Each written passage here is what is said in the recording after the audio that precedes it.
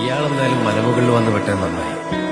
കാര്യങ്ങൾക്കെല്ലാം ഒരു തീരുമാനമായി. ഞാൻ തനിയെ നിന്നതും കൂടെ വന്നു നീ ജീവനേരിയില്ലേ.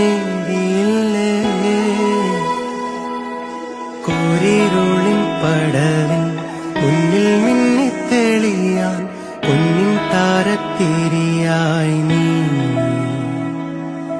വിണ്ണിൽ നിന്നും പറന്നിൻ നെഞ്ചിൻ കൊമ്പിലിരുന്നേ മാലാഖപ്പൂവിതളേ നീ.